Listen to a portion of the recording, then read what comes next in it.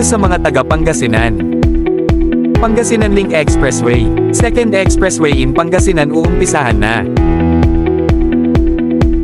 Nilagdaan ng San Miguel Corporation, SMC, at ng Local Government Unit, LGU, ng Pangasinan ang Toll Concession at Joint Venture Agreement, JVA, para sa 76.80 kilometrong Pangasinan Link Expressway, FLEX, project.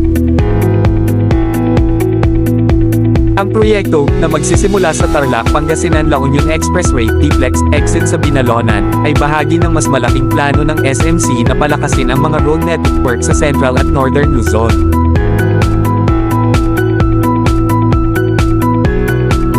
Ang FLEX ay bubuo ng dalawang yugto. Ang Phase 1 ay aabot ng 42.76 na kilometro, mula TPLEX hanggang Lingayen, habang ang Phase 2 ay aabot hanggang Alaminos, Pangasinan.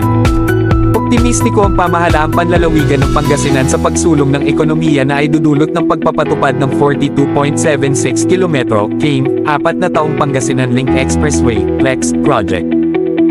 Ayon sa gobernador ng Pangasinan na si Gobernador Kiko, ang proyekto ay isang game changer para sa Pangasinan dahil ito ay inaasahang muling likhain ang transportasyon at pagyamanin ang landscape ng turismo, na inuuna ang akses ng mga mamamayan sa mga pangunahing bayan at lungsod, pagpapalaki ng mga oportunidad sa negosyo at kabuhayan, pagpapalami ng mga aktibidad sa ekonomiya, pagbuo ng mas maraming infrastruktura, pagpapadali sa paglalakbay sa buong probinsya, at pagprotekta sa mga yamang pangkalikasan ng lalawigan.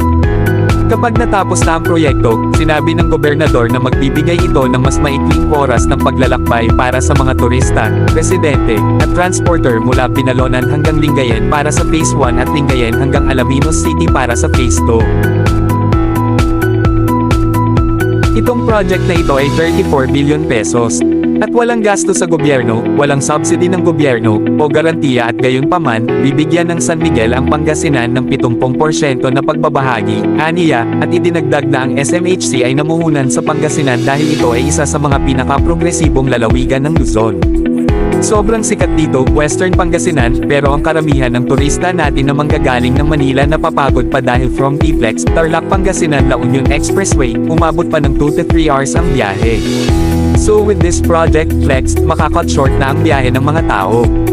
Kaya gustong-gusto po natin ito sa tourism, kasi we can invite more people to come here, Ortega said. Tiniyak din ni Ortega na handa ang DOT para sa pag-unlad, dahil sila ay naghahanap upang higit pang paunlarin ang mga aktibidad sa turismo sa kanlurang Pangasinan na mag-uudyok ng malaking oportunidad para sa sektor ng turismo.